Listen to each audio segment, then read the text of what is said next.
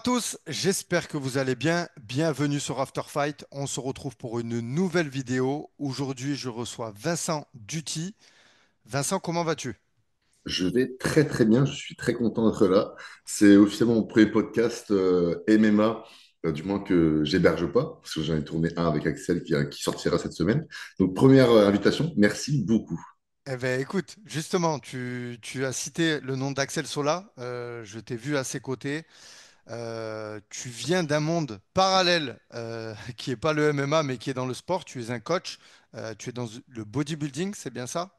Tu étais? Yes. Est-ce que tu continues ou pas encore aujourd'hui? Oui, donc en fait, j'ai deux casquettes, mais la principale, c'est être préparateur pour athlètes professionnels dans le bodybuilding à l'international. Donc, j'ai pas que des Français, j'aime beaucoup de gens qui viennent partout dans le monde. Je suis aussi athlète professionnel en bodybuilding, donc j'ai deux casquettes, mais c'est pas ma priorité. Et donc oui, je coach toujours.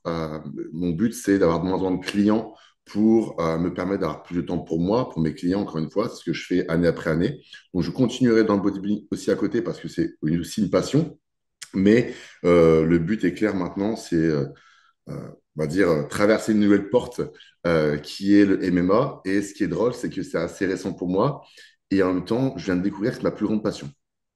Donc, c'est vraiment quelque chose de nouveau, le domaine d'expertise dans lequel je vais travailler.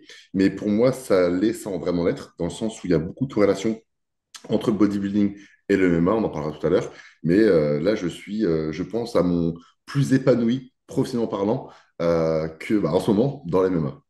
Déjà, qu'est-ce que tu penses, toi, du sport en lui-même, avant de parler du côté nutrition ainsi que perte de poids? Tu penses quoi du MMA, le sport en lui-même? Déjà, il faut savoir que je viens des sports de combat à la base avant la musculation. Donc, j'ai fait du Muay Thai pendant des années. Donc, c'est pour ça que j'ai un peu une relation très positive avec les sports de combat. Et, voilà, je ne suis pas un expert, mais évidemment, j'ai une petite analyse du sport. Donc, j'ai jamais pratiqué les MMA en tant que tel, mais je suis un grand fan. Donc, je regarde depuis pas mal de temps. Et ce sport est sans doute l'un des sports les plus complets. Pour moi, le MMA est un peu le crossfit des sports de combat. Pour moi, le crossfit, par exemple, c'est un sport qui est très, très complet et on apprend sans cesse. Et le MMA, c'est pareil parce qu'on voit très bien qu'il y a même des nouvelles techniques, des nouveaux coups, même des règles qui changent des fois. Il faut toujours s'adapter, que ce soit en face d'adversaire ou de par ces nouvelles règles et de par ces nouvelles mécaniques de combat. Et je trouve que c'est un sport où on ne peut pas s'arrêter de progresser. C'est un sport de précision, oui, mais c'est un sport où il faut être tellement précis dans un nombre de domaines qui est infini que je pense vraiment que c'est un sport qu'on peut progresser toute sa vie. Et ça, c'est vraiment génial. Donc, récemment, comme je l'ai dit, tu travailles maintenant avec Axel Sola. Tu vas le coacher sur uniquement la perte de poids ou sur la préparation physique aussi? Donc moi, j'habite au Canada, à Toronto, donc la partie anglophone, donc forcément, je suis pas à côté de chez lui. Il habite à Nice. Donc tout ce qui est préparation physique, même si je suis un grand fan, mon père de base était préparateur physique pour athlètes de haut niveau. C'est pas ce que je vais gérer. Il a déjà des gens pour ça.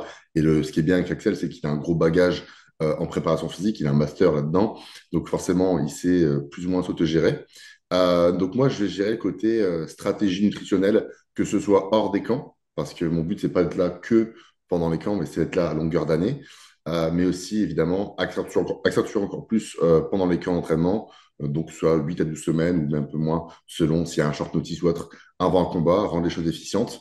Et quand on parle de nutrition, c'est au sens large, c'est pas juste une diététique au quotidien, c'est vraiment tout ce qu'il y a autour, donc la micronutrition aussi, la gestion de la physiologie interne, toutes les optimisations qu'on peut faire pour arriver à la meilleure performance possible le jour J. Donc, parce que, encore une fois, il est habitué à faire le poids, mais c'est comment faire le poids. Il y a bien une différence avec ça. Et surtout, à quel niveau de performance tu arrives dans la cage. Et moi, ça, c'est mon but. Il y a d'excellents coachs autour de lui pour le striking, la lutte, etc. Notamment Aldric, tous ces personnages, Jérôme. Mais moi, je vais apporter ma petite touche qui n'est pas que un détail, qui va apporter toute sa différence dans la cage, quoi. C'est très intéressant. Je vais creuser juste un petit peu plus sur pourquoi du coup tu pars du body pour venir dans le MMA et là tu commences avec un athlète qui est numéro un, qui est champion. Donc tu vois, tu commences pas avec des combattants amateurs, j'ai envie de dire. Comment se fait la connexion et surtout, est-ce que tu as vu qu'il y avait de la place pour toi pour travailler là-dedans? Est-ce que tu as vu qu'il y a des erreurs? Est-ce que tu as vu qu'on manque d'expérience? Et quels sont aussi les parallèles qu'il y a entre le body, la perte de poids du bodybuilder, ainsi que celle du combattant d'MMA? Donc, le pourquoi, je rebondis un peu sur ce que tu as dit. Comme je suis un grand passionné des MMA, forcément, j'ai pu prendre le temps de voir ce qui se passait dans cette industrie, que ce soit en France ou à l'échelle mondiale. Et je voyais beaucoup de choses à améliorer, à rendre efficientes. Du moins, je ne comprenais pas qu'il y avait autant d'argent là-dedans, à très haut niveau, alors je parle. Mais pourtant, ça restait quand même très amateur. Et donc, j'essaie de creuser et je me suis rendu compte qu'il y avait vraiment un gros flou là-dessus. Mais c'est pareil pour la préparation physique, parce que les athlètes de haut niveau, par exemple à l'UFC, ont d'excellents coachs dans leur domaine respectif des sports de combat. Mais par contre, la préparation physique ou même la nutrition, c'était vraiment très loin derrière. Il y avait vraiment un fossé. Et vu que ben, je suis passionné là-dedans, je me suis dit pourquoi pas. Moi, ma vie, c'est que, je le dis souvent, j'ai l'impression que je suis vraiment très chanceux. Je suis très ambitieux, vraiment là-dessus, et un peu trop des fois. Mais j'espère quelque chose, c'est toujours mieux derrière. Évidemment, je travaille pour ça. Mais là, je me suis dit, bah, pourquoi pas, en fait, pourquoi pas moi? Et vu qu'il n'y a pas un gros marché, mais qu'il y a de plus en plus d'athlètes, et aussi bah, forcément de plus en plus d'argent, on ne va pas se cacher, hein. Je travaille aussi en récompense avec de l'argent derrière. Bah, je me suis dit, on va allier passion, travail, bah, métier plutôt, j'aime pas le mot travail, métier. Et surtout, ce qui m'anime le plus, c'est pas l'argent, parce que à l'heure actuelle, je gagne très bien ma vie. J'ai pas besoin d'argent. Mais par contre, le truc d'apprendre des nouvelles choses et voir un combattant, le prendre d'un point A, l'amener à un point B, et savoir qu'on fait partie de ces résultats, évidemment, à une certaine échelle, bah, c'est ce qui me rend le plus heureux. Donc, je me suis dit, OK, je suis toujours partisan d'apprendre. Donc c'est parti. Et donc comment ça s'est fait? C'est simple. Axel était le seul combattant que je suivais sur les réseaux. Parce que c'est vrai que souvent, les combattants, on voit toujours la même chose. C'est des gens qui ont du mal des fois à s'exprimer. Euh, on entend souvent les mêmes choses, tu vois. Ça sortait pas des sentiers battus. Et quand j'ai entendu Axel, j'ai trouvé une sensibilité, une singularité qui était complètement différente d'autres combattants. Et ça m'a intrigué un peu à l'échelle de BSD, tu vois. Des gens très intelligents, beaucoup de recul, il y a beaucoup d'humains derrière. Et ça m'a beaucoup plu. Et donc j'avais suivi à l'époque BSD en premier, je crois, et Axel. Et à force de le suivre et d'écouter un peu ce qu'il disait, je sais pas, j'ai eu un fil en me disant, c'est avec lui qu'il faut que je bosse. Et pourtant, j'avais jamais bossé avec aucun athlète de MMA, mais j'ai eu un truc de me dire, de toute façon, s'il lit pas mon message, c'est pas grave. Et s'il lit et qu'il me dit non, c'est pas grave non plus. Et au meilleur des cas, il va accepter. Et donc, j'ai essayé d'attiser sa curiosité. Ça n'a pas manqué, on s'est appelé directement. Et en fait, ce qui est drôle, c'est que ça tombait exactement au bon moment. J'ai regardé une vidéo de lui juste après qu'on ait signé ensemble pour son dernier combat à l'ARES, où dans la vidéo, il dit bon, je suis fier de moi parce que j'ai géré ma diète, je suis arrivé au poids tout seul, mais mon but là, vraiment, c'est que quelqu'un m'aide pour ça. Et il dit le mieux, ce serait que sur du moyen terme, long terme, il y ait quelqu'un qui me fasse mes repas le jour de la Fight Week, qui me les apporte, etc. Et en fait, juste après, je suis arrivé. Donc vraiment, on parle de 2 jours. Je lui ai laissé 3 jours, je crois, parce que je ne voulais pas l'embêter juste après son combat. 3 jours plus tard, je lui ai envoyé un message. Et ça s'est fait comme ça. Ouais, t'es tombé au bon moment. Ouais, c'est Qu'est-ce une que, opportunité. justement, pour rester un petit peu sur Axel, qu'est-ce que tu penses aujourd'hui? On voit il a un magnifique physique. Vous avez posté une photo tous les deux ensemble qui est incroyable. C'est quelqu'un aussi qui, il me semble, a une très bonne hygiène de vie, qui s'entraîne souvent. De toute façon, au Boxing Squad, tous les combattants sont réputés pour bien s'entraîner, que ce soit sur la partie physique, mais aussi sur la partie MMA. Euh, Toi, qu'est-ce que tu as pensé de l'athlète quand vous avez fait connaissance un peu sur sa nutrition? Parce que je te parle de ça parce il est presque au plus haut niveau, il est champion. Est-ce que toi, tu constates qu'il avait des lacunes encore sur certaines choses, bien qu'il, j'imagine, s'il a fait appel à toi, c'est pas pour rien. Et surtout, qu'est-ce que toi, tu vas pouvoir lui apporter de plus que ce qu'il n'a pas, quoi? En fait, il y a 2 choses.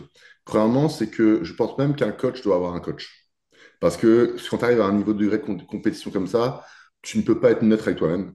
Surtout quand là, on parle de cutting, d'arriver au poids, tu ne veux pas manquer ça. Et au-delà de ça, c'est surtout aussi le côté, il doit se focaliser sur ce qu'il doit se focaliser. Évidemment, peut-être qu'il peut gérer sa nutrition, c'est possible, même si je crains fort pour la plupart des combattants, à 99% du temps. Euh, c'est un stress qu'il ne doit pas avoir. C'est un combattant, il est là pour combattre. Il n'est pas là pour gérer sa nutrition. Donc, est-ce qu'il peut le faire? Peut-être. Est-ce qu'il doit le faire? Absolument pas. Donc déjà, ça, c'est un stress en moins. Et l'énergie qu'il ne met pas à se poser ces questions de est-ce que je mange assez? Est-ce que je mange pas trop? Est-ce que je fais pas trop de cardio? Est-ce que je m'entraîne pas trop? Bah, tout ça, c'est moi qui va faire. Donc, ce sera la première fois où on va voir Axel pouvoir se focaliser uniquement sur son combat. Et c'est pour ça que je dis bien que Axel va être un nouveau Axel, parce que je suis certain de moi par rapport à ça. Ça va être du renouveau. Donc, par rapport aux connaissances de Axel, c'est vrai que c'est très surprenant, et en même temps, pas vraiment à la fois, parce qu'il vient du domaine du sport, dans ses études, et en même temps, c'est quelqu'un de très curieux.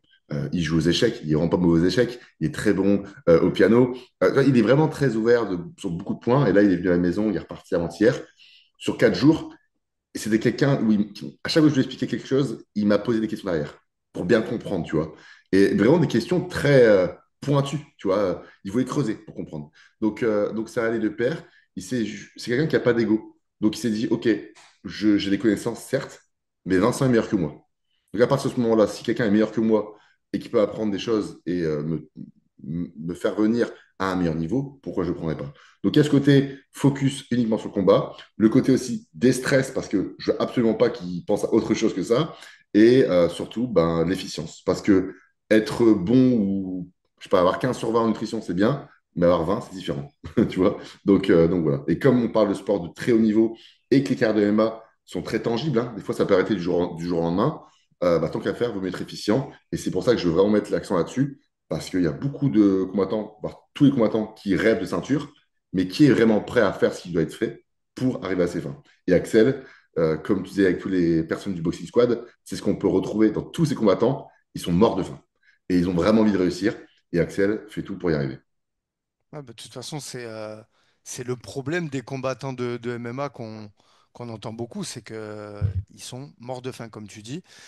Les parallèles qu'il y a avec le bodybuilding, est-ce que je sais forcément il y a une perte de poids qui est dans les deux sports. Je crois qu'il y a aussi un peu du cutting en, en body. En, en fait, c'est plus C'est ou moins quoi? la même chose. La Ouais. seule différence qu'il y a entre les deux petites différences, c'est un, la durée des régimes. En bodybuilding, on fait des régimes beaucoup plus longs, généralement. Un régime de compétition en bodybuilding, c'est généralement, encore une fois, hein, 16 semaines, donc 4 mois, alors qu'en MMA, c'est plutôt 1 mois, 2 mois, 3 mois max. Donc, c'est pas la même durée. Il y a aussi la composition corporelle, donc les bodybuilders vont finir plus secs que les combattants de MMA, parce que nous, c'est un sport d'esthétisme, et vous, c'est un sport de performance. Donc, le but, c'est pas d'être le plus sec possible, c'est d'être le meilleur le jour J. On s'en fout que tu sois à 5% ou 35% de body fat. Le but, c'est que tu sois à ton meilleur niveau. Donc, il y a cette différence-là. Et la seule grosse différence dans le cutting, à proprement parler, c'est la dernière semaine, en réalité, la fight week. Où là, il va y avoir des processus de waterloading, de restriction de sodium. On va essayer de jouer donc, des méthodologies sur les résidus intestinaux, avec les fibres notamment. Il va y avoir des méthodes de sudation passive ou active, voilà, pour faire un poids qui va être juste très court-termiste. On va perdre 3, 4, 5, 8, 10% la dernière semaine. Ça, en bodybuilding, on ne le voit jamais. Mais il y a quand même des corrélations. Le régime nutritionnel, que ce soit pour un combattant d'MMA ou de bodybuilding, ça ne change rien. Le but elle-même, c'est perdre du gras, garder sa masse musculaire. Parce que si on garde sa masse musculaire, on garde les performances. C'est aussi simple que ça. Donc, moi, en bodybuilding, je vais gérer l'entraînement aussi. Donc, si je vois que les performances de la personne descendent mais que son poids descend, ça veut sans doute qu'il perd du muscle. Donc, c'est pas ce qu'on veut. En MMA, avec Axel, il me parle tous les jours. Donc, j'ai tous les paramètres. J'ai son eau, j'ai son sel, j'ai ses repas, j'ai son nombre de pas par jour, j'ai même son tracking de sparring, notamment s'il fait des gammes, des drills, etc., etc. Donc, j'ai tous les paramètres à prendre en compte. Donc, s'il me dit qu'il est fatigué ou qu'il a senti qu'il avait moins d'énergie, qu'il était moins puissant, etc., etc., ça, c'est des paramètres que je prends en compte. Et c'est les mêmes que pour le bodybuilding. En fait, ça change pas grand-chose. Donc, mon but, moi, c'est pas qu'il perde la masse musculaire, c'est qu'il garde la masse musculaire la plus haute. Et ça, c'est quelque chose qu'il ne faisait pas auparavant, parce qu'il maigrissait, mais il perdait aussi un peu de masse musculaire. C'est pour ça que là, on le voit bien en forme, mais plus massif que d'habitude, parce que sa masse musculaire est plus grande. On a même pu faire des tests, on a pu voir que sa masse musculaire est plus grande qu'avant, avec un body fat plus bas. Et donc, descendre ce taux de body fat sans évidemment impacter trop les performances. Et le poids restant, on l'éliminera lors de la Fight Week, qui là, ce sera une méthodologie complète. mais encore une fois, qui a des corrélations avec le bodybuilding, parce que le waterloading en bodybuilding, on peut l'utiliser, pas tout le temps, on peut l'utiliser. La recharge post-pesée, nous, on allait peser aussi en compétition, on l'a fait, c'est ce qu'on maîtrise le mieux. Alors qu'en MMA, pas du tout, on mange n'importe quoi, on va manger un Indien, tu vois, alors que nous, on fait les choses de façon plus efficiente, du moins. Bah, la restriction au sodium, ça peut être quelque chose qu'on fait aussi. Sur les fibres, c'est pas trop le cas. Donc, c'est un peu la différence entre le MMA et le bodybuilding. Mais globalement, ça se ressemble vraiment beaucoup. Ouais. Et toi, est-ce que actuellement, tu as remarqué des erreurs dans le cutting? On va parler en général, hein. Je ne parle pas que le MMA français, je parle justement parce que j'imagine que tu as fait des recherches. Forcément, tu as cette grande expérience du body. Est-ce que, parce qu'il y a des gens, forcément, ils vont dire, mais enfin, ils vont pas dire il y connaît rien parce que, étant donné tout ce que tu viens de démontrer, tu as une grande expérience. Mais aujourd'hui, il n'existe pas ou très peu de formations pour être un expert dans le cutting. Toi, comment tu vois, tu vas faire pour être opérationnel rapidement avec les athlètes que tu vas encadrer? En fait, je suis un féru de l'apprentissage. Donc, déjà, à partir du moment où j'ai signé avec Axel, j'ai dû me former environ 12 heures par jour. Donc, je prends beaucoup de consultations, notamment avec des gens outre-Atlantique qui font que ça, ou du moins qui sont spécialisés dans des domaines que je vais apprendre. Notamment, là, ces dernières semaines, là où j'ai passé le plus de temps, c'est sur l'hydratation. Donc, si tu comprends l'hydratation, tu comprends la déshydratation. Donc, j'ai pris des docteurs là-dessus, tu vois. Et sauf que, bah, encore une fois, ces connaissances-là, je pense pas qu'il y a grand monde qui ont pu les emmagasiner parce que déjà, ça coûte très cher, des consultations. Euh, le taux horaire coûte très cher, tu vois. Donc voilà, et surtout ce que j'apprends, c'est la personne me donne une expertise qu'il a acquérie en 40 ans en l'espace d'une heure. Donc évidemment, je ne le considère pas aussi bon que lui, loin de là, mais ça me permet de magasiner un maximum de connaissances en très peu de temps. Euh, et comme j'ai dit, il y a beaucoup de corrélations avec le bodybuilding. Donc c'est pas, oh, je comprends pas comment ça fonctionne. 90% des connaissances en MMA sont les mêmes en bodybuilding. Donc après, ce qui manquera, c'est juste l'expérience, mais c'est plutôt de récolter des données. En fait, c'est à partir de combien de temps il transpire dans son bain, à quel degré il se sent bien dans son bain, quelle température de la chambre je dois mettre, tu vois, ce genre de choses, Des et même pour la détails, ouais. recharge. Ouais, ok, la recharge, qu'est-ce qu'il sait digérer? Et toutes ces choses-là, c'est des choses qu'on fait déjà en amont. Là, la diète que je mets en place, en fait, c'est déjà des tests. Est-ce qu'il digère bien? Parce qu'on n'est pas ce que l'on mange, on est ce qu'on assimile, c'est super important. Il va commencer une acclimatation des bains, parce que ça, on parlera, pour moi, c'est une des erreurs qui est un peu faite en MMA, c'est que les gens, quand ils arrivent en Fight Week, pour la phase de cutting, ils vont faire un sauna ou un bain. Et ils n'ont pas fait ça de l'année. Ou du moins, la dernière fois que c'était pour leur dernier combat. Moi, je veux que pour la préparation, on commence relativement tôt à faire des bains ou des saunas selon la stratégie qu'on va adopter. Parce que déjà, de un, ça va permettre à l'athlète de ne pas voir ça comme une souffrance le jour J, parce qu'il va se dire, OK, je me conditionne, maintenant c'est la phase de cutting, il faut que je perde 5, 6, 7 kilos en l'espace de 12 heures, j'ai une bêtise. Donc là, il est déjà en mode un peu négatif, il sait qu'il va souffrir. Moi, c'est tout l'inverse. Donc moi, je veux qu'on teste en amont pour que son corps s'acclimate à ça, que ce soit plus facile et qu'il voit plus ça comme une souffrance, mais comme un exercice. En plus de ça, je vais pouvoir faire des tests. Donc, on commence ce soir, peser avant le bain, après le bain, je vais donner des indications de température du bain, de minutes. Et donc, je veux savoir à quelle température il sent bien, à quelle fréquence il transpire. Est-ce qu'il transpire au bout de 7 minutes, 8 minutes, 10 minutes, et combien de temps il peut rester dans le bain pour que ce soit efficient sans qu'il monte trop en température corporelle. Tu vois, je prends un exemple tout bête. Pourquoi je fais ça? C'est parce que comment fonctionne la sudation? Parce que je vois beaucoup de gens qui font des saunas. Je ne suis pas fan de sauna du tout. Je t'expliquer pourquoi. J'en ferai pas avec Axel. Parce que le but pour la transpiration, comment ça fonctionne, c'est notre corps, il est environ à 36,5, 37 maximum, allez, en termes de température corporelle. Si tu dépasses cette température corporelle, donc si ta température corporelle augmente, ton corps va juste se dire, OK, on a trop de chaleur, il faut qu'on en évacue, donc de par les glandes sudoripares. Donc on va commencer donc ces glandes vont provoquer de la chaleur et elles vont les évacuer. Et grâce à l'air ambiant, donc le différentiel de température entre ton corps et l'extérieur, ça va s'évaporer. Et en s'évaporant, on va venir descendre cette température corporelle. Donc si je comprends bien, ça veut dire que ton bain, la différence de température entre ton bain et ton corps, c'est juste que le bain doit être un peu plus chaud que ta température corporelle. Ok? Un bain à 38, 39, c'est pas très très chaud. C'est bien, tu te sens bien dedans, mais c'est pas bouillant, tu vois. Un sauna, c'est vite au-dessus de 50 degrés. Donc pourquoi on va se mettre à 50 degrés alors que je peux transpirer de la même façon à 38 ou à 39? On va se dire, oui, mais le sauna, je transpire très vite et beaucoup. Ouais, mais encore une fois, j'ai dit une chose, c'est que pour perdre cette eau et donc descendre la température corporelle, donc il faut évacuer l'eau. Sauf que dans un sauna, c'est humide. Comment tu évacues l'eau dans un sauna? Tu évacues pas. Ça coule long ta jambe, ça sèche pas. Tu vois? Et donc, ce qui fait que, qu'est-ce qui va se passer contre toi? Ta température corporelle, vu que tu évapores pas. En fait, c'est pas la sueur qui fait que tu perds en température corporelle, c'est vraiment l'évaporation de cette sudation. OK? De cette sueur. Donc, si tu ne l'évapores pas, la température corporelle ne va pas descendre. Donc, elle va continuer de monter. Qu'est-ce qui se passe? État de stress. Le corps, il aime bien l'état d'équilibre. Donc, si tu vas dans un extrême, très bien, tu vas transpirer beaucoup en très peu de temps. Mais ce qui va se passer après, c'est que tu n'arriveras plus à transpirer. Ton corps va se mettre en alerte. Il va dire, OK, on va mettre un maximum d'eau dans les organes vitaux parce que c'est ça qui est le plus important. Et là, tu vas te rendre compte que tu ne transpires plus. Et pendant X minutes, X heures, tu vas devoir refroidir le corps pour redémarrer une sudation. Donc, moi, ce que je veux, c'est avoir une eau qui est juste assez chaude pour pouvoir suer. Dès qu'on voit, donc je remets les appareils, température corporelle, etc., etc., dès qu'on voit qu'il commence à être un peu trop chaud, il sort du bain. Là, ça peut être intéressant de le mettre dans des serviettes, etc., dans des couettes chauffantes, etc. Tout simplement pour garder quand même de la chaleur, pas que ce soit trop drastique dans le côté inverse, et pouvoir contrôler cela. Donc, je veux que sa température corporelle redescend à une température qui permet de suer, mais pas trop basse ni trop haute. Et quand son corps est prêt, il aura encore une fois transpiré pendant cette phase où il est allongé, il aura continué de transpirer, et là, il peut repartir dans le bain. Donc, ce qui fait qu'on n'aura jamais de temps mort, même allongé, il continue à transpirer, sans avoir cet état de j'en peux plus, j'ai trop chaud. Tu vois? Donc, voilà, bon, là, je vais partir loin après, Non, mais c'est super d'avoir détaillé. Très, très intéressant et on peut voir la précision justement de tes explications.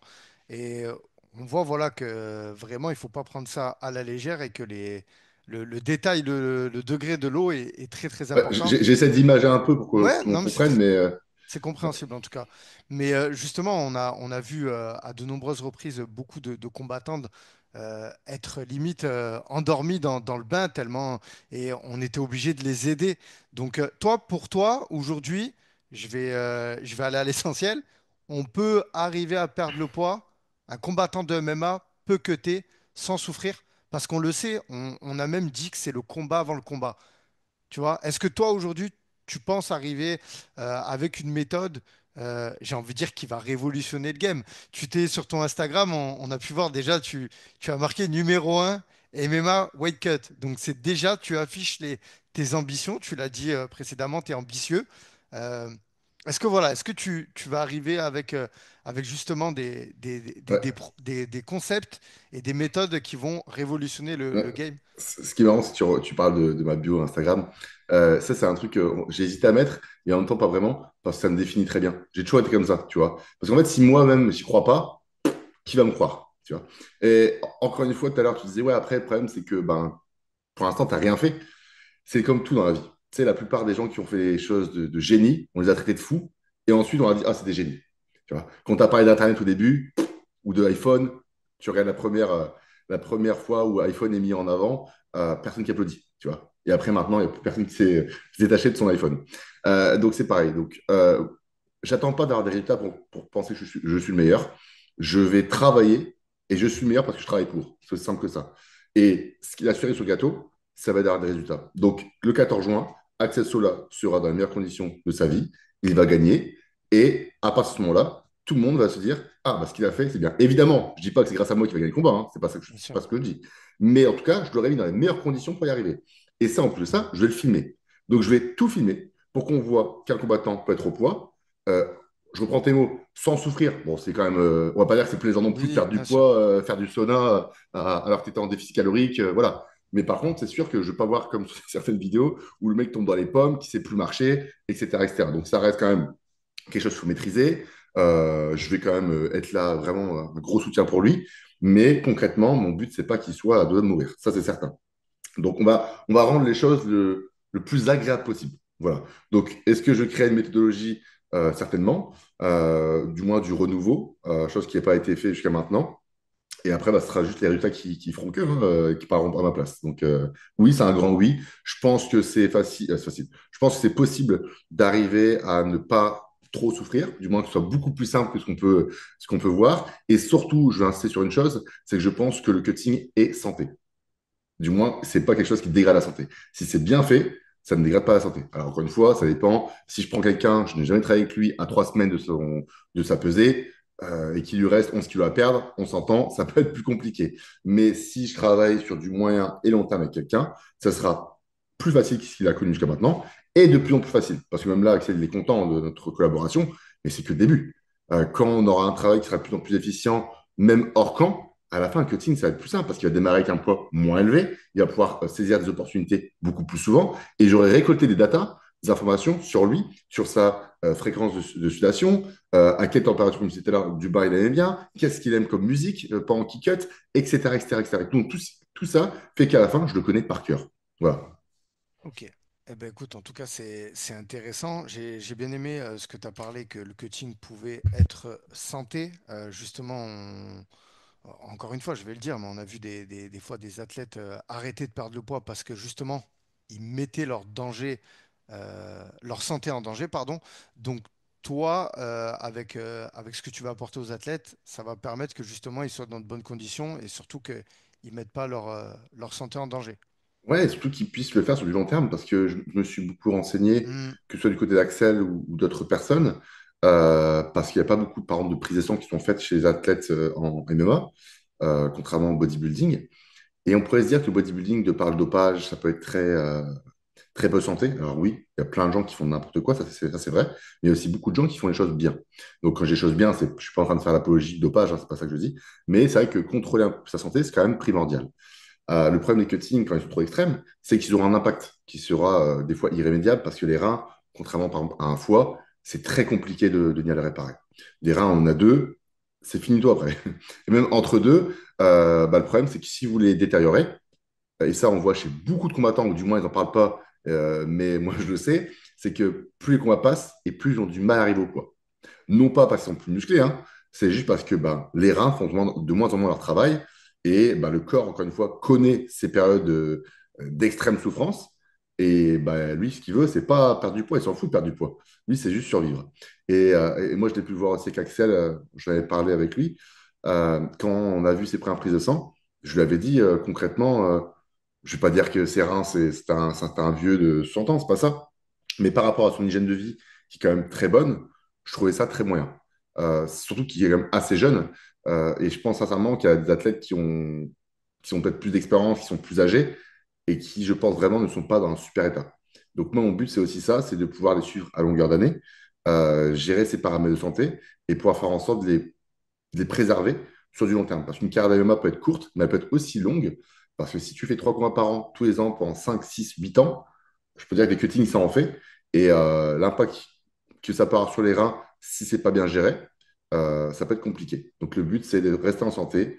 Et encore une fois, je le répète, saisir les opportunités. Les grosses ligues comme l'UFC adorent les personnes qui peuvent être au poids très souvent, très rapidement, pour les short notice par exemple. Donc pour vous, monsieur, madame, pour la tête professionnelle, je pense que ce serait important de prendre soin de votre santé et de vos reins particulièrement. Et là, on était dans la phase cutting, la Fight Week. J'imagine que l'accompagnement que tu vas proposer, c'est sur l'année.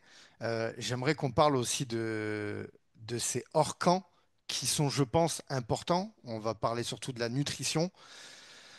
On a pu le voir, tu as fait une vidéo qui est géniale on va prendre un exemple, hein, le cas Paddy Pimblett, qui lui mange énormément après ses combats. Ça crée même des TCA, tellement il y a cette frustration. Toi, qu'est-ce que tu penses de tout ça et qu'est-ce que tu vas essayer? Je dis bien essayer parce qu'après, c'est l'athlète qui devra mettre les choses en place, mais pour justement que le combattant, il n'est pas frustré aussi dans ces périodes, qu'il puisse profiter parce que euh, il faut qu'un athlète il puisse aussi profiter de sa vie, voilà, qu'il n'a pas besoin de ramener son tupperware à un repas de famille ou un Hmm. week-end qu'il puisse manger le cheat meal aussi. On va en Ouais. parler. Est-ce que les athlètes ont le droit au cheat meal, les combattants de MMA? Je te Ouais. pose plein de questions, je te Ouais, laisse. ouais. C'est un sujet large, et c'est là où je te dis qu'il y a beaucoup de corrélations au bodybuilding parce que souvent, les bodybuilders, Il y en a même hors saison, ils font pas de cheat meal, rien, pas de sortie. Ils pensent qu'un vrai athlète, c'est comme ça, ou du moins, s'ils en font pas, ils seront meilleurs que les autres. Et je me suis bien rendu compte avec le temps, en ayant des athlètes professionnels, que les meilleurs au monde, c'est pas ceux qui n'avaient pas de sortie entre amis, etc. Faut pas sous-estimer une chose, c'est le pouvoir du psychologique. Si un athlète est équilibré dans sa vie et qu'il aime ce qu'il fait, il pourra le répéter chaque jour. Et c'est concrètement pas un burger, frites, glace au restaurant qui va ruiner vos efforts à l'année. Surtout qu'en plus de ça, souvent les gens qui font ça, qui ont à la fin des TCA, sont des gens qui sont noirs ou blancs. Donc, soit c'est je ne fais rien parce que non, c'est comme ça, je me suis imposé. Et après, ça part en cacahuète parce qu'ils ne savent plus tenir. Et là, pendant 2 3 semaines, ils prennent 8, 10, 12, 15, 20 kilos, comme l'exemple de Paddy Pimblett. Donc, ce qu'on retient au final, c'est ce que je dis dans la vidéo, c'est les résultats. Un mec comme Paddy, il a pris 20 kilos en 5 jours, très bien. Mais ce qu'on retiendra quand même, on s'en fout, c'est qu'il a réussi à être à la pesée et gagner son combat. Donc, magnifique pour lui. Mais ça n'empêche pas quand même que ça part des répercussions psychologiques, même physiques, dans le santé qui sont quand même pas incroyables. Donc moi, mon but pour les athlètes, c'est déjà, je vais m'adapter à chacun. La plus grande qualité d'un coach, pour moi, c'est l'adaptation. Et on a tous une relation qui est différente. Donc je vais avoir des profils qui sont très rigoureux, qui vont voir avoir une diète fixe chaque jour parce que ils ont un train de vie qui est vachement soutenu. Ils ne veulent pas réfléchir, par exemple. Ils veulent juste être plus efficients, très militaires. Voilà. Pour ces personnes-là, je veux quand même qu'ils fassent des repas hors plan. Donc, que ce soit entre amis, avec leur femme, à emporter chez eux, au restaurant, toutes les semaines. Ça, c'est certain. Et pour les gens qui sont un peu plus, je ne vais pas dire de mal, mais qui ont besoin d'une plus de flexibilité, et ben mon but, c'est juste de leur donner des habitudes alimentaires et qu'ils comprennent ce qu'ils font. Parce que le problème, en fait, maintenant, c'est le manque d'éducation. On ne sait pas ce qu'il y a. Ah, j'ai mangé une banane, mais qu'est-ce qu'il y a dans la banane? Ça représente quoi? Tu vois? Donc, c'est ces genres de choses-là. Juste des petites habitudes, des petits conseils au quotidien. Après, s'ils veulent un suivi un peu plus poussé, moi, je serais ravi de le faire. Ça peut être, par exemple, quand ils ont un peu plus de connaissances, donner des macros par repas. Par exemple, s'ils veulent vraiment être précis, OK, ben, avant cette session de lutte, on sait que c'est intense chez toi, j'aimerais que tu manges autant de glucides. Donc, avec des petits conseils à droite à gauche, évidemment, parce que j'ai mes petites stratégies, donc je ne peux pas tout dévoiler, mais à des moments clés, où je peux être plus large encore, où vraiment dire, OK, la personne va un plan, pas que des conseils et te mettre sur le droit chemin, mais un plan, mais beaucoup plus flexible. Bah là, on peut même faire des macros sur la journée. Si la personne sait s'autogérer, ça peut être un bon plan. Ma femme, qui fait partie du top 15, par exemple, en bodybuilding dans le monde, elle a toujours fait ça. Donc, elle pouvait manger ce qu'elle voulait, tant que dans ses calories et ses macros, ça passait. Alors, évidemment, il y a des moments où tu es en restriction calorique, donc tu as moins de choix. Mais par exemple, à manger toujours son petit 20 grammes de chocolat le soir. Et quand je dis 20 grammes de chocolat, ça peut être du chocolat à 70%, comme un Kinder, tu vois. Et ça, à une semaine de la compétition. Euh, Ma femme, à 5 jours de sa dernière compétition pour les qualifications au championnat du monde, elle mangeait pizza, glace, etc. Tu vois. Mais encore une fois, tout est faisable à partir du moment où c'est justifiable. Est-ce que c'est mieux de faire un écart par semaine, même en camp, et ça retenir sa diète, ou se dire, non, je fais une diète super drastique, et finalement se mettre à la rue, être fatigué, voir ses performances descendre, son sommeil s'atténuer, et finalement arriver au cutting complètement fatigué, psychologiquement et physiquement. Je pense que la réponse, on la connaît déjà. Donc, mon but, moi, c'est vraiment le côté équilibre. J'adore ce mot. L'équilibre, pour moi, c'est ce qui prédomine notre corps. C'est comme ça que notre corps aime fonctionner. Et moi, dans ma façon de faire, c'est ce que je veux. Donc, il est venu ici, Axel, il était à 7 semaines de son combat. Et il comprenait pas, il me dit, mais pour moi, j'ai l'impression qu'on fait des cheat meals tous les jours, tu vois. Et j'ai dit, non, ça, c'est pas comme ça. Tu vois, ce soir, je mange une chaîne ici qui s'appelle Pita Pit, donc c'est des burritos. J'en mange deux, et c'est des trucs qu'il faut kiffer. Dedans, je mets du feta, etc. Et c'est dans ma diète. Pourtant, j'ai tout calculé, tu vois, mais c'est dans ma diète. Parce que ce qui est bien, c'est que sur ces chaînes-là, sur Google maintenant, tu trouves tous les apports nutritionnels de absolument tout. Donc, même si tu veux faire une sortie hors de ta diète, sans que ça compte comme un cheat meal, parce que moi, c'est pas un cheat meal, ça, hein, bah, je peux le faire. Tu vois. Et si, par exemple, je veux faire un cheat meal, il n'y a aucun souci. Moi, je suis un énorme mangeur, mais vraiment que ce soit en clean ou pas clean. J'adore la merde à manger, entre guillemets. On fera des challenges avec Axel, je pense que ça va être drôle. Donc, et je ne vais jamais dire à quelqu'un, non, toi, tu ne cheats pas. Alors que moi, je suis bodybuilder et je peux le faire. Donc, évidemment, il y a des moments où on doit manger, moins manger. C'est un peu comme on revient sur le cutting. Ça va être moins agréable quand même. Donc, sur le régime, je ne dis pas que c'est facile à manger Twix, des sneakers, machin. Mais par contre, il y a quand même une partie où on peut ajouter l'équilibre, que ce soit au quotidien, dans les habitudes alimentaires, dans les choix d'aliments. Et c'est jamais moi qui vais dire tu vas manger ça. Parce que si tu n'aimes pas manger, j'ai une bêtise, hein, du pain avec du beurre cacahuète et de la confiture. Si t'aimes pas, je peux pas dire si tu manges ça. Non, non, on va travailler ensemble. On va voir ce que tu aimes. Qu'est-ce que tu peux faire au quotidien qui peut être répétable dans l'année, tu vois? Et donc voilà. Et donc grâce à ça, il y aura beaucoup plus d'équilibre, beaucoup plus de choix et ben, le poids va être beaucoup mieux géré. Et même après un combat, on sait qu'il y a beaucoup de frustration. Moi, mon but, c'est comme après une compétition en bodybuilding, je vais laisser beaucoup plus de liberté. Même en termes de repas libres, généralement, la semaine après le combat, je leur dis, OK, cette semaine, je veux 3 restaurants. Tu ne comptes rien. Tu manges ce que tu veux. Tu vois. Et en plus de ça, je te mets une diète haute. On ne sait pas, parce que eux, ce qu'ils font généralement, c'est qu'ils font des crises. Le lendemain, ils mangent rien pour compenser. Au soir, ils pètent un câble, donc ils refait une crise, ils remangent rien. Et en fait, bah, tu deviens fou. Moi, c'est tu manges beaucoup. Le lendemain, on mange beaucoup. Donc, ce qui fait que tu as quand même moins d'envie, moins de faim. Et qu'est-ce que tu as envie de manger aussi, surtout? Parce que c'est bien de manger beaucoup, mais ces trucs que tu n'aimes pas, c'est pas vraiment cohérent. Et au fur et à mesure, ils mangent de plus en plus. Et en plus, il y a des repas, des écarts où ils ne comptent absolument rien, avec des gens avec qui il aime. Et ben là, les écarts commencent à se diminuer. Parce que même lui, il va me dire, bah en fait, c'est bon, j'ai bien mangé, je n'ai pas besoin de plus. Et là, on commence à réduire les écarts. Et là, on revient peut-être à un par semaine. Je n'irai jamais en dessous d'un par semaine, parce que je pense que c'est important, surtout pour des combattants qui s'entraînent comme Axel 2 à 3 fois par jour. Au bout d'un moment, il faut aussi sortir de sa bulle et profiter de sa nuit, sa famille, ou même tout seul, hein, c'est pas dérangeant. Voilà, avoir un petit break dans cette diète. Et en camp, c'est pareil. Juste en camp, ça sera par contre contrôlé. Là, ce sera pas moi, je ne vais pas te dire mange ce que tu veux. Et si tu manges, par contre, tu sauras que c'est efficient pour toi. Donc Axel, il a commencé sa diète. Je lui ai dit, il n'y a pas de repas off pour l'instant. Surtout qu'on va perdre beaucoup de points en peu de temps. Par contre, si je t'en mets un, c'est qu'il y a une raison. Tu vois. Ou à l'inverse, imagine la personne, on a vraiment des bonnes relations avec mes athlètes. Si la personne, au bout d'un moment, me dit, je suis à 3 semaines du combat, là, Vincent, je sens que je vais craquer, mais vraiment, je sais que c'est vrai. C'est pas pour faire pour manger. Je préfère, moi, planifier un repas où le mec ou la fille mange quelque chose, où c'est dans le plan, plutôt que attendre et lui dire, non, non, 3 semaines, si tu ne tiens pas, t'es une merde, tu vois. Et Ouais, bien finalement, le sûr. lendemain, il a fait une crise. Donc, planifier avec lui, qu'est-ce que tu aimerais manger? On va trouver une entente pour que ça n'ait pas trop d'impact sur ta perte de poids. Et voilà, c'est toujours mieux que de faire une crise, tu vois. Bien sûr. Donc, voilà. Je retiens le mot équilibre, j'ai trouvé ça intéressant. Et le psychologie, tu as dit que c'est très très important. Voilà, c'est ce que tu vas mettre en place. Moi, je voulais parler de certains mythes. Et on parle beaucoup de couper les glucides. J'imagine que aussi dans le body, ils en parlent beaucoup. En off, tu m'as dit que justement, toi, tu avais un peu décrié ça, qu'on pouvait en manger, même après des entraînements. Comment tu conçois, toi, les glucides? Parce que pourquoi je parle des glucides et pas des protéines et pas d'autres choses? Parce que bien souvent, c'est assimilé à c'est ça qui me fait prendre beaucoup de poids. Quand les combattants, à l'approche d'une fight week, ils veulent perdre le poids, c'est le problème qui a été beaucoup décrié, les combattants coupaient les glucides trop tôt. Et même pour citer Nicolas Haute, Smart Fight, l'a dit récemment sur un podcast aussi.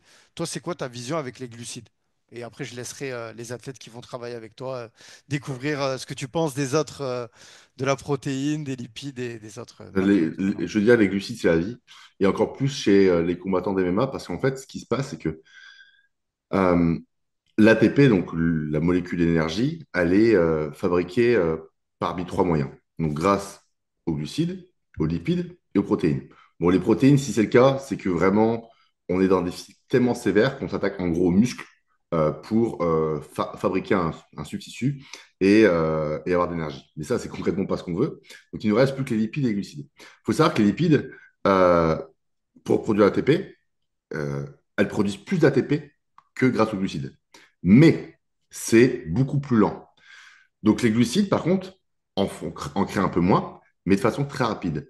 Donc moi, en sport de combat, nous, c'est des enchaînements d'actions très intenses et très rapides. Ok.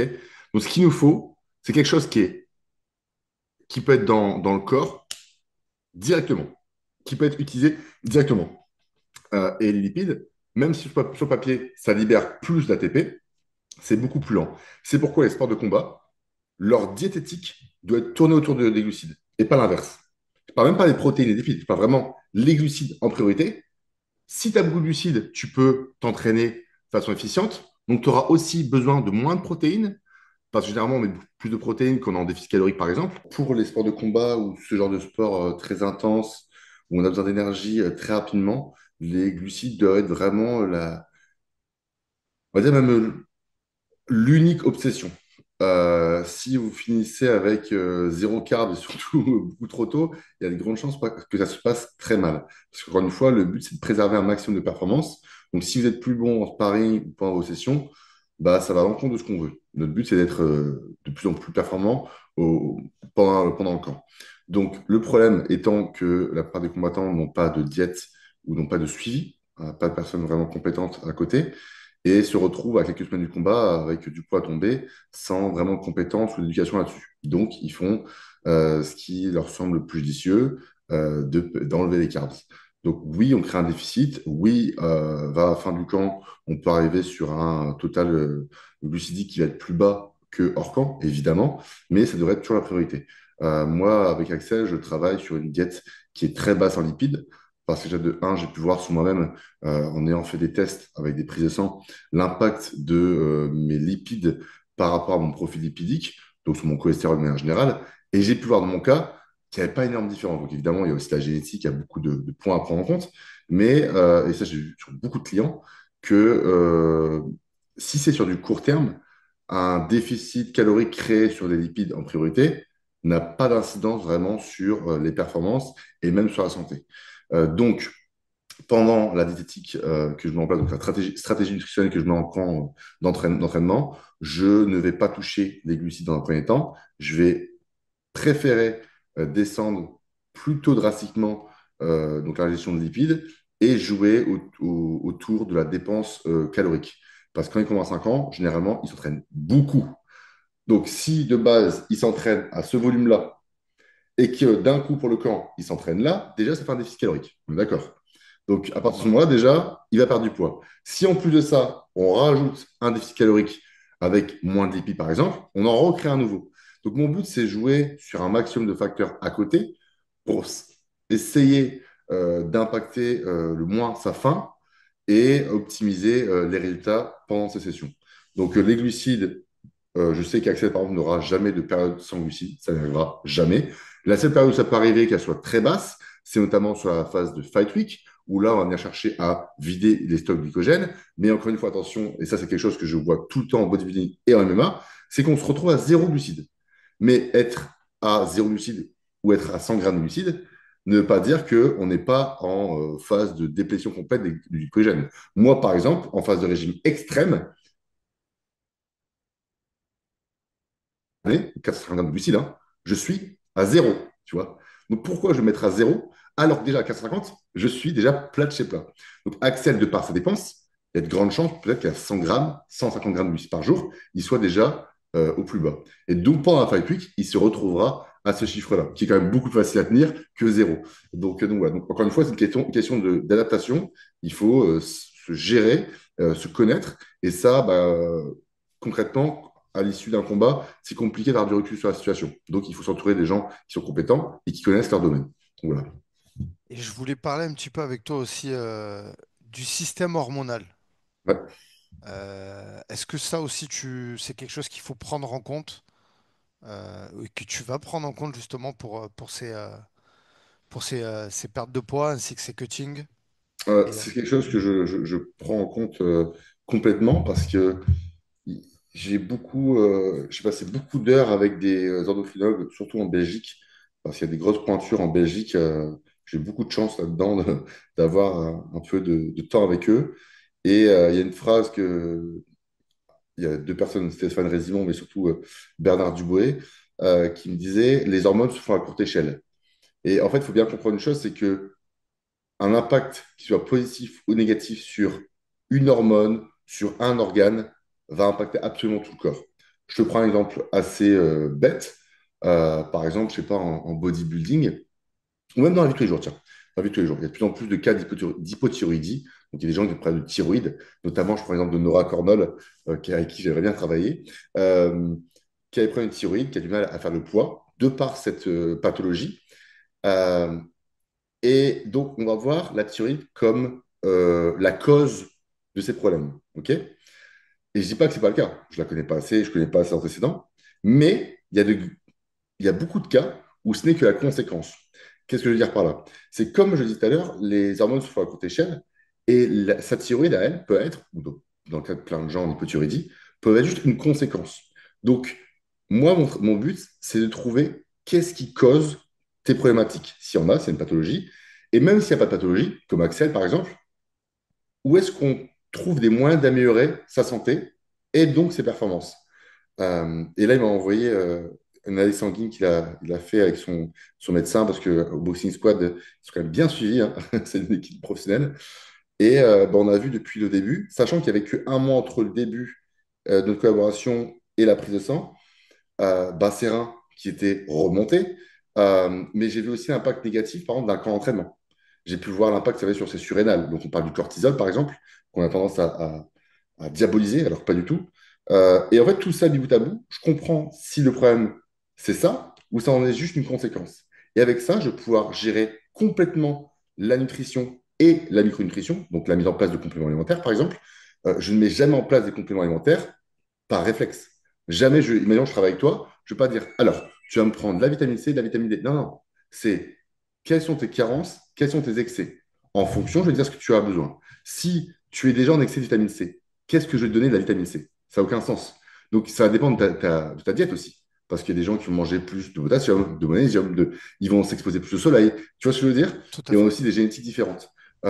Donc, évidemment, il y a des choses qui reviennent très souvent. La vitamine D3, l'iode, par exemple, le magnésium, c'est des choses qui reviennent très souvent, c'est des carences mondiales. Donc ça, Mhm. c'est plus facile de mettre automatiquement. Mais encore une fois, il faut faire attention parce que bah, on parle de micronutrition qui peut avoir un impact énorme sur le corps. Donc moi, mon but, c'est d'avoir des systèmes hormonaux les plus efficients possibles.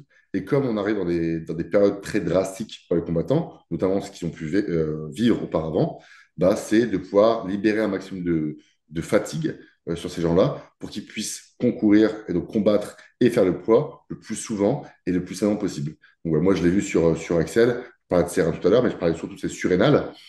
On parlait de thyroïde aussi. Les surrénales impactent directement et indirectement la thyroïde et inversement. Donc, si tu as un problème de surrénal, donc de cortisol, par exemple, notamment pour lui, ça va impacter la thyroïde. Donc, ce qui fait que tu rentres dans un cercle vicieux qui va faire que, OK, m'entraîne trop, j'ai trop de volume, je ne m'écoute pas pour récupérer, je suis un warrior, je m'entraîne deux, trois fois par jour, c'est très bien, mais finalement, je suis fatigué. Vu que je suis fatigué, je fatigue mon corps. Mon corps, vu qu'il est fatigué, il va baisser ses taux, ou je vais moins bien assimiler, ou je vais produire plus de ci, plus de ça. Et en fait, de fil en aiguille, j'arrive dans un truc où, bah mince, je suis au régime, j'ai plus de glucides, j'ai du mal à perdre du poids. Par contre, en prendre, c'est facile, tu vois. Donc tout ça, bout à bout, fait que bah, ça a du sens. Mais si tu comprends pas et que tu n'as pas vraiment les connaissances là-dessus, bah, tu rentres dans un truc qui est vraiment vicieux et tu as l'impression que ton corps, c'est le problème. Et Axel, au début, il disait toujours, ouais, moi, tu verras, quand je mange ci, quand je mange ça, je gonfle et tout. Mais en fait, je vais expliquer de A plus B, c'est pas le problème du fromage, c'est pas le problème de ça. Et en fait, c'est plutôt ça, c'est une conséquence. Mais le fond, c'est pas le bon. Voilà. Très intéressant le cas Nora Cornol. C'est vrai que beaucoup de peine quand on a pu voir les pesées qu'elle a ratées. Je trouve ça intéressant que tu as dit que tu aurais le souhait de vouloir travailler avec. On va en J'ai j'ai- parler. j'ai envoyé un message à son manager. Donc, Ok. On va. j'aimerais bien, parce que c'est un cas qui est difficile, notamment parce que c'est une femme. Et Ouais. ça, c'est vraiment ce que j'aime le plus à travailler avec, parce qu'il y a une sensibilité que les hommes n'ont pas forcément des fois, une collaboration, un échange qui est plus poussé. Et aussi parce qu'elle n'a pas qu'un problème de thyroïde, apparemment, elle a un problème d'endométriose. Donc, c'est une pathologie qui est de plus en plus courante maintenant et qui est très mal compris. Mais ce qui est bien, c'est que dans le bodybuilding, il y a de plus en plus de filles qui ont aussi d'endométriose. Donc ça, c'est un sujet dans lequel je me suis formé et que je pourrais donner beaucoup de conseils pour qu'elle ait beaucoup moins de crises. Parce que l'endométriose, c'est quelque chose où on souffre beaucoup. Et parce que des fois, on peut voir les commentaires, hein, ouais, elle arrête son poids, elle a trop mangé, etc. Mais il faut se rendre compte que c'est un athlète de haut niveau, ils font pas n'importe quoi. Donc quand la fille, elle est à l'UFC, elle est dans le top 15 et qu'elle arrête sa pesée, c'est pas pour le plaisir. Voilà. Donc il y a des choses qu'il faut maîtriser. Par contre, c'est vrai que le manque de connaissances, d'expérience dans le milieu, bah, fait que bah, on est sur quelque chose de pas efficient et elle souffre deux fois plus que les autres pour arriver, mais finalement, même pas au résultat qu'elle veut lors de la pesée. Donc, c'est pour ça que j'ai fait Nora, j'espère que tu verras ce podcast. C'est intéressant parce que depuis tout à l'heure, on parle de Axel, on parle des pertes de poids pour les hommes, mais c'est vrai que les femmes, c'est aussi une spécificité et ça demande d'autres connaissances. Tu l'as dit tout à l'heure, ta femme, elle a préparé des compétitions, donc j'imagine que tu as aussi ces connaissances. Donc ok. Donc potentiellement, tu aurais aussi l'envie de t'occuper de perte de poids chez les femmes. En plus, Nora, Absolument. ça sera un beau challenge étant donné qu'elle a loupé pas mal de pesées. Donc si elle entend ce Bah, podcast, bah, qu'elle prenne contact avec toi. De toute façon, je ouais, pense que... qu'elle soit curieuse sur ce que j'ai à dire. Mais Ok. ouais, après, c'est toujours la même chose. Comme je Hmm, disais tout à l'heure, c'est de folie au génie. bien sûr. J'aurai le temps de le faire, mais c'est vrai que un cas comme Nora pourrait me plaire énormément parce qu'il y a beaucoup à dire, beaucoup à faire, euh, qui est très complexe. Et forcément, si du jour au lendemain, ça devient beaucoup plus facile, même en dehors du camp, elle doit avoir, je pense, beaucoup de crises dues à l'endométriose. Si du jour au lendemain, elle se retrouve avec beaucoup moins de crises, de façon plus espacée, de moins en moins douloureuse, déjà, elle va se faire, ah, il n'a pas l'air con celui-là. Donc le monde du body a beaucoup à apporter en fait au monde du MMA, hein. Évidemment, évidemment. Enfin, Donc, ok. et tu prends l'exemple de Marco, par exemple, que j'apprécie, je Ouais, parle avec lui, hein, on aime mais beaucoup Clément j'apprécie, Marco. Ouais. je regarde pas mal son contenu. Je ne sais pas s'il vient de bodybuilding, mais en tout cas, il fait de la Il en a fait. musculation. Il en a Il en a fait, je fait? crois, un petit Ok. peu. Il me semble, Mais hein. donc, en tout cas, il aime ça. Et tu retrouves une certaine patte aussi derrière, Hmm, tu vois, une tout à certaine fait. cohérence. Donc voilà, donc on ne fait pas le même métier, etc. Mais en tout cas, il y a quelque chose que j'apprécie aussi derrière, tu vois. Et je pense vraiment que les bodybuilders, en vérité, c'est simple, quand tu prends un peu de recul, qui est plus à même de te parler de nutrition, de composition corporelle, de régime qu'un bodybuilder. Parce que nous, on finit plus sec que les combattants de MMA et en ayant des performances qui sont le moins impactées possible par un régime. On a l'habitude d'en faire, on en fait tous les ans, plusieurs fois par an, etc. Et en plus, sur des périodes plus longues et avec des périodes où il n'y a pas d'écart pendant X temps, tu vois. Donc même mentalement, je peux dire que les bodybuilders, si vraiment, quand tu es à haut niveau, bah, c'est des sacrés soldats. Donc évidemment, nous, on ne se met pas de coups sur la tronche, donc le MMA, c'est quelque chose encore au-dessus. Mais on a quelque chose à apporter. Voilà. Donc après, pas tout le monde, encore une fois, mais il y a des gens qui sont très très bons dans le domaine. Et bah, c'est pour ça que je veux venir faire la transition et apporter ce que je sais faire. Je vais lancer quelque chose parce que je l'ai vu passer. C'était Ilia Topuria, un combattant qui, la veille des pesées, avait. Et il me semble que dans le body, ça se fait aussi, de boire un verre de vin. Qu'est-ce que tu penses de ça? Je voudrais bien avoir ton avis là-dessus. Est-ce que c'est bullshit? Est-ce que ça peut toujours pareil, si ça fait du bien à l'athlète, si ça peut l'apaiser? Il y avait aussi Paulo Costa, qui a un très beau physique à l'UFC, qui l'a dit que la veille d'une pesée, il l'avait fait. T'en penses quoi de ça, toi? En fait, c'est toujours la même chose, c'est que le résultat crée la méthode. Hmm. Tu vois, demain, là, je te parle d'une méthode à moi, etc. Si demain, je gère Axel, il signe à l'UFC, je sais pas, je m'occupe de Virgile, je m'occupe de Manon Fiorot, je donne des noms comme ça, entre guillemets. Mais imagine, je coach Nora, très bien. Bah, au bout d'un moment, on va dire, ah, la méthode de Vincent, elle est formidable. Pourquoi? Parce que j'aurais réussi. Tu vois ce que je veux dire? Donc, en fait, c'est le résultat qui crée la méthode. Hmm. Si demain, il aurait fait ça, qu'il rate la pesée ou qu'il rate son combat, on va dire, ouais, mais regarde, le mec, il boit l'alcool, il fait n'importe quoi. Tu vois? Mais c'est une histoire, c'est un storytelling. Hmm. Donc, premièrement, il y a de ça. Deuxièmement, c'est que, tu l'as dit aussi, si ça peut te faire du bien psychologiquement, tu es quelqu'un de très stressé avant le combat, et tu sais, tu as fait en amont, un peu comme le bain, le fait de t'acclimatiser, et que tu as l'habitude d'avoir ce petit rituel, et tu te sens bien quand tu le fais. Ça peut avoir du sens. C'est pas moi de te dire, ouais, ce que tu fais, c'est n'importe quoi. Même si des fois sur le papier, on peut se dire, c'est n'importe quoi. Si sur toi, ça fonctionne, ça te fait du bien, fais-le. Chacun a ses petits rituels, fais ce que tu veux. L'alcool, ça a une incidence sur une hormone qui s'appelle l'ADH, donc qui va venir stimuler ou garder de l'eau dans le corps. Donc ça va venir vraiment jouer sur on appelle ça le SRAA, donc le système rénine-angiotensin. Et donc, ça part du sens, mais par contre, je ne suis pas un grand fan dans le sens où, faut pas oublier une chose, c'est qu'on vient de finir un cutting, donc on est déshydraté, parce que c'est pas parce que vous avez bu 5 litres post-pesé que vous êtes hydraté, hein. Parce que, une question que je pose ici pour les combattants, imaginons que vous avez perdu 7 kilos sur la nuit. Vous êtes à la pesée, maintenant vous rebuvez 7 litres, imaginons, dans la journée. Est-ce que vous pensez que les 7 litres que vous avez bu, ça veut dire que vous êtes hydraté? Non, parce que ils sont passés par votre bouche, ensuite par votre système digestif, ça va dans le gros intestin, ensuite c'est assimilé par le plasma, donc le fluide qu'il y a dans le sang, et ensuite ça va dans les cellules. Donc il y a un temps en tout ça. Donc s'hydrater, ça ne prend pas 1 heure, 2 heures, 3 heures. Ça ne marche pas comme ça du tout. Et plus on est hydraté, plus ça prend de temps. Il y a des combats qui sont faits le même jour de la pesée que pour les amateurs, par exemple, ou dans notre sport de combat, ils se pèsent 2 heures après, ils vont en combat. Vous n'êtes pas hydraté. Et même pour les combats comme Axel, où ça va être 36 heures après la pesée, des fois, ça ne peut pas suffire pour être complètement hydraté. surtout quand on ne sait pas vraiment ce qu'on fait. Donc, l'alcool mis bout à bout avec le fait d'hydrater, ça peut être très dangereux. Autre chose sur le sommeil. C'est pas parce qu'on arrive à s'endormir parce qu'on est complètement défoncé ou qu'on a un petit gaz qu'on dort mieux. S'endormir, c'est une chose. Dormir bien, c'en est une autre. Donc, euh, donc des fois, il faut faire attention avec ça parce que le but, c'est encore une fois de récupérer l'athlète à son meilleur niveau le jour J. Donc, si pour vous, pour Topuria, il a fait son poids et il défonce tout le monde, c'est très bien, mais n'allez pas faire ce qu'il fait juste parce que ça fonctionne sur lui. Voilà. Surtout qu'on n'est pas la stratégie au global. C'est pour ça que je ne jugerai jamais un cutting d'un athlète en disant que tout ce que tu fais, c'est de la merde, parce qu'il y a quand même du bon à prendre partout et je ne connais pas sa stratégie. Voilà. Donc, c'est comme un game plan, c'est comme tout. Il faut savoir prendre du recul sur la mise en place d'une stratégie. Tant qu'elle a du sens et qu'elle fonctionne, ça va. Après, moi, ce que je veux, c'est juste ne pas voir d'athlète souffrir de trop et pouvoir le répéter sur du long terme et plusieurs fois par an. Voilà. Tout à l'heure, quand on a parlé un petit peu de complémentation, tu as dit que toi, tu t'appuyais sur des prises de sang, donc sur le médical. Mais ça serait quoi, toi, tes recommandations en termes de compléments alimentaires?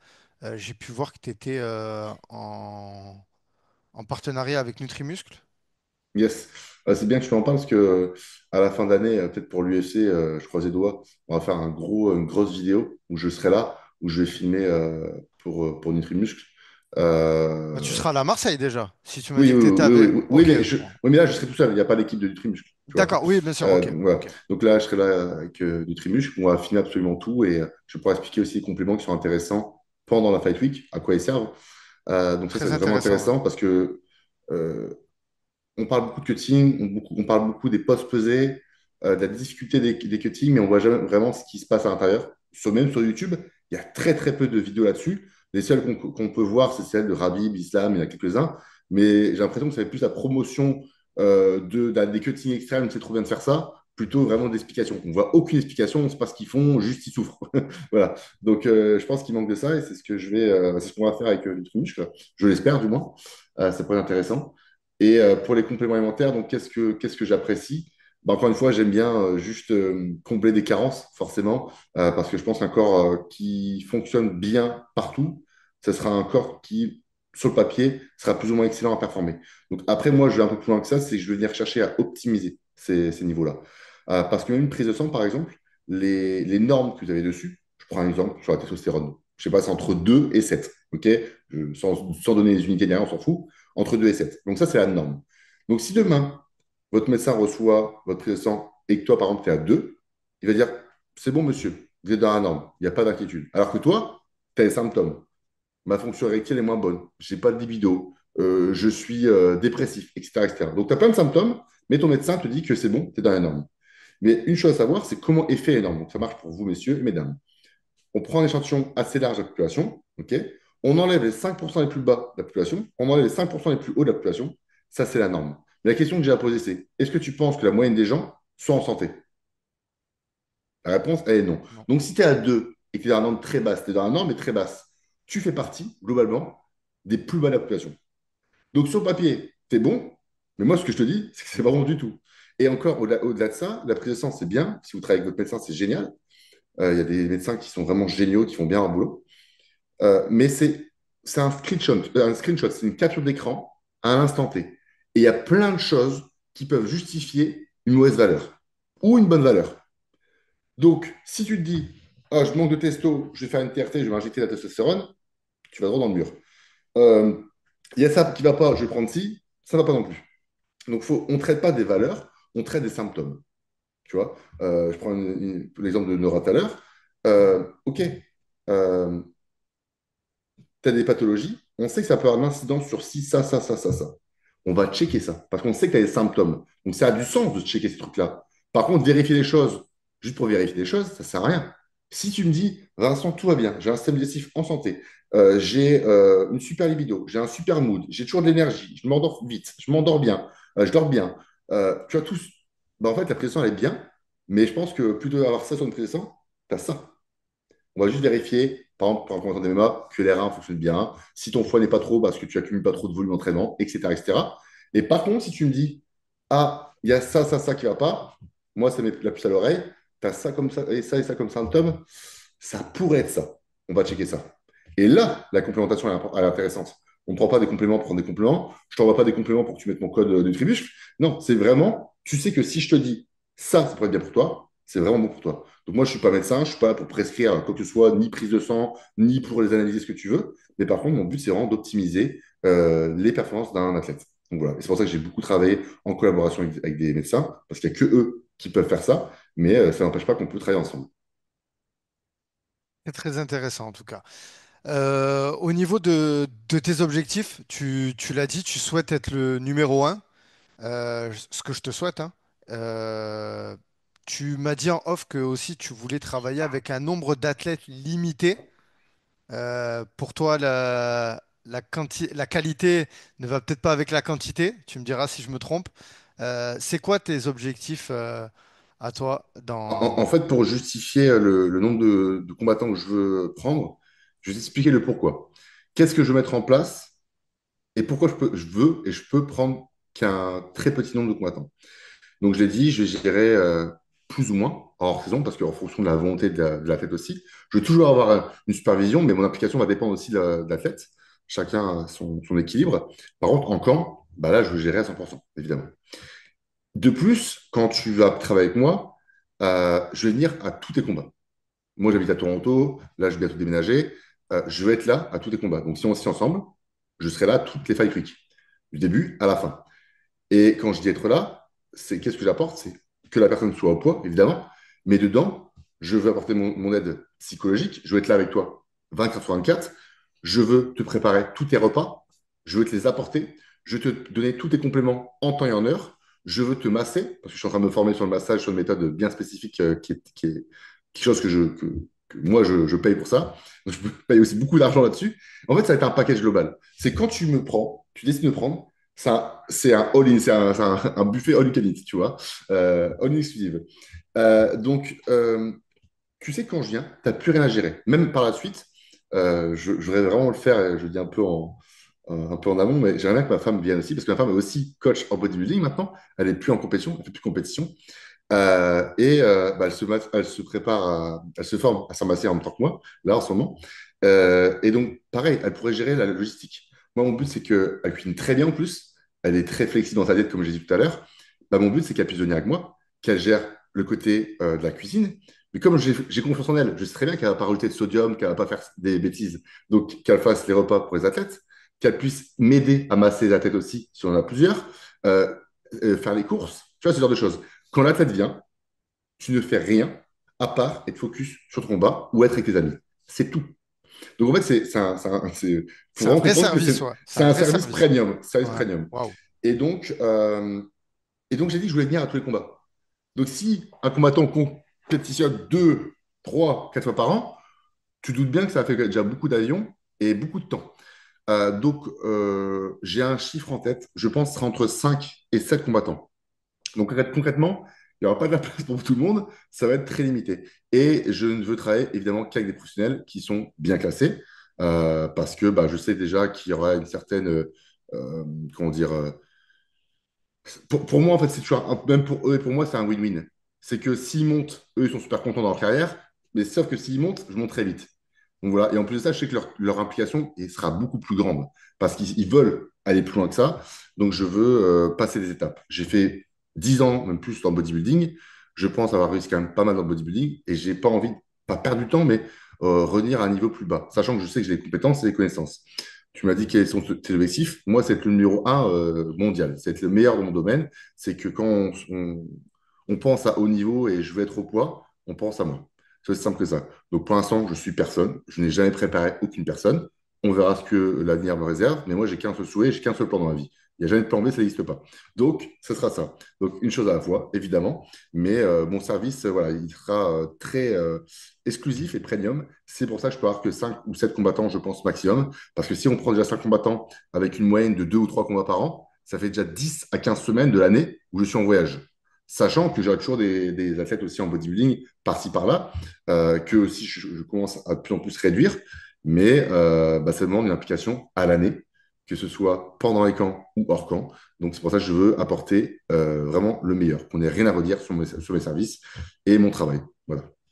Eh ben, écoute, en tout cas, ça va être intéressant de voir ton aventure, que je vais suivre de très très près, Vincent, de voir ce que tu vas mettre en place et j'ai hâte de voir aussi la suite des athlètes qui vont te faire confiance.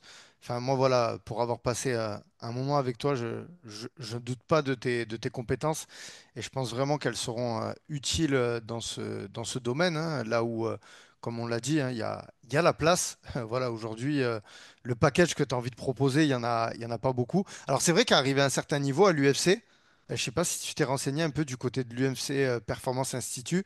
Je sais qu'ils encadrent les combattants sur la Ouais, nutrition, mais tout ça, mais c'est pas opérationnel, je sais. Et les athlètes ont toujours le choix de choisir d'avoir leur préparateur. Et d'ailleurs, il y en a beaucoup qui ont leur préparateur, qui leur prépare les plats, tout ça. Donc, ouais, on voit des Michael Chandler, tu vois. Je sais pas si tu... je suis tout ça et je suis aussi le Hmm, directeur de nutrition de l'UFC, incroyable. Charles, euh, qui s'occupe de tout ça. Et il expliquait que, en gros, trois quarts des personnes qui avaient accès à ça ne l'utilisaient pas. Donc, premièrement, et même si c'est très bien fait d'un point de vue nutrition, etc., bah, ils offriront pas ce que j'offre moi, forcément. Moi, c'est une promesse où, en fait, c'est bête, mais à ce moment-là, à cette hauteur de stress, si tu as quelqu'un à tes côtés tout le temps, toute la fight week, qui t'essuie le front quand tu es en combat, ça paraît bête, mais ça fait la différence. Donc moi, je suis pas un cuistot. Évidemment, je sais cuisiner, je vais te faire des beaux repas, vraiment des beaux repas, au-delà de fait que ce soit bon. Euh, Te mets dans les meilleures conditions. Mais mon but à la fin, c'est que tu sois pesé, ok, au poids, en souffrant le moins possible, et surtout, arriver à ton meilleur niveau. Et en fait, tout le reste à côté, c'est du plus. Donc en fait, tu ne payes pas un service, tu payes une expertise. Ça n'a rien à voir. Donc l'UFC, ce qu'ils font, c'est génial. Malheureusement, il y a quasiment personne qui l'utilise. Mais moi, c'est quelque chose que je veux apporter euh, en plus, parce que forcément, c'est pas mis en place. Donc bah, si je peux le faire, je le fais. Et même s'il y avait beaucoup de monde, en vérité, j'ai pas attendu. Parce que tu vois, quand j'ai commencé le coaching, tout le monde m'a dit c'est un métier saturé, il y a beaucoup trop de gens, de coachs maintenant pour gagner ta croûte, c'est super compliqué. Absolument pas. Plus il y a de monde, mieux c'est. Plus il y a de monde, mieux c'est. Il y a 1 milliard de marques de télé, il y a des centaines de marques de téléphone, ça n'empêche pas on peut fonctionner. Donc voilà. Et moi, mon but, c'est pas forcément de faire différemment les choses, c'est de les faire mieux. C'est tout. Donc à la fin, qu'on prenne moi ou un tel, le seul truc qu'on va regarder, c'est est-ce qu'il arrive au poids. C'est tout. Donc ce qu'on fait dedans, on s'en fout. Et moi, ce que je veux, c'est que on me connaisse pour n'avoir jamais raté aucune pesée. C'est aussi simple. Ok. Voilà. Eh ben, écoute, Vincent, en tout cas, je te remercie pour ta transparence sur toutes les réponses à mes questions. Je vais te laisser le mot de la fin si tu as quelque chose à rajouter, si peut-être il y a aussi un sujet sur lequel j'ai peut-être oublié de t'amener qui te semble important. Je te laisse le mot de la fin pour le podcast. Ok, bah déjà, merci beaucoup pour l'invitation, ça fait plaisir. J'espère que j'ai été compréhensible. Des fois, j'ai parlé très vite parce qu'en ce moment, mon petit dort pas beaucoup la nuit, donc j'ai un sommeil pas très qualitatif. Et quand c'est comme ça, je parle très vite, désolé. Mais encore merci, c'était vraiment un plaisir. Je dirais tout simplement que je suis ouvert à ce genre de podcast parce que bah, je rentre dans ce milieu et plus les gens me connaîtront, mieux ce sera pour moi. Et aussi, même en termes d'apprentissage, je vais pouvoir converser avec des gens qui sont vraiment très intéressants et aussi intéressés. Et plus je me ferai un réseau dans ce milieu, bah, plus ça sera rapide pour moi. Et j'adore juste parler de ce genre de choses. Et pas que nutrition, en vérité, je suis juste un fan de sport, donc que ce soit de préparation physique, de nutrition, même dans tous les sports, en vérité, j'adore ça. Donc ce sera un grand plaisir de parler avec des personnes. Puis d'ailleurs, tu disais Nicolas Hott, par exemple, quelqu'un que j'apprécie vraiment beaucoup, de par ce que je peux voir sur les réseaux et tous les podcasts que j'ai pu écouter de lui. Donc voilà, je suis vraiment content d'avoir fait cet appel avec toi et j'espère que j'en ferai d'autres. Donc voilà, et maintenant, bah, il n'y a plus qu'à travailler, continuer de travailler jusqu'à que ça paye dans un premier temps le 14 juin.